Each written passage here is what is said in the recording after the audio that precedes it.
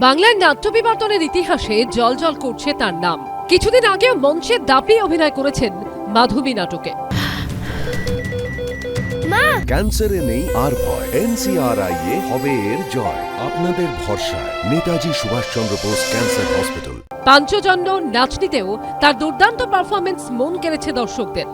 তিনি সদা তরুণ। 31শে জানুয়ারি 90 পার করেছেন, কিন্তু এখনো নাটকে তার ধ্যান জ্ঞান।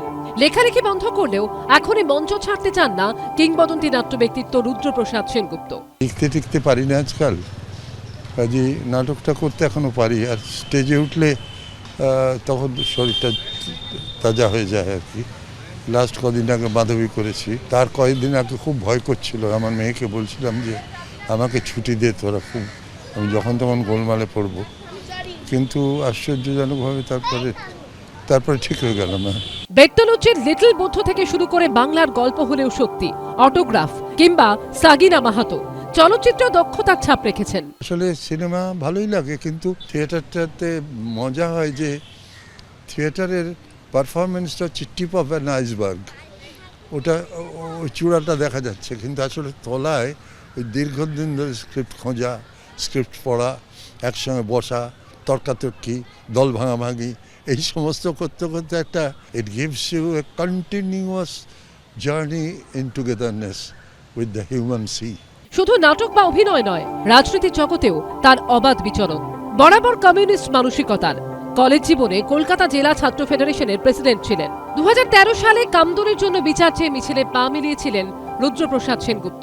পলিটিক্যাল সোসাইটিতে সিপিএম এর পদে তৃণমূল এসেছে বটে, কিন্তু রাজনীতির প্রতি দৃষ্টিভঙ্গি, কাজকর্মের ধরন ধারণ কোনো কিছুতেই খুব তফাৎ দেখতে পাই না আর কি। আমার ছোটোবেলায় আমার বাড়িতে কমিউনিস্ট আবহাওয়া ছিল।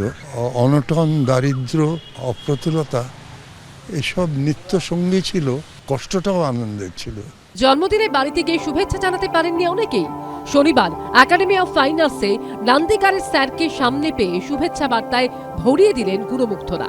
সুকান্ত মুখোপাধ্যায়ের রিপোর্ট, এবিপি আনন্দ।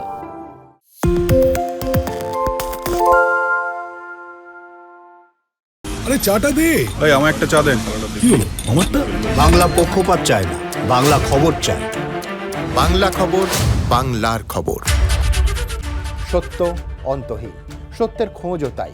সত্য সন্ধানে তাই আমরা অক্লান্ত, অকুতভয়। এবিপি আনন্দ নতুন ভাবনার প্রতীক, যা মনে মুক্ত, তথ্যে যুক্ত এবং যাবতীয় সীমানার বাঁধন থেকে মুক্ত।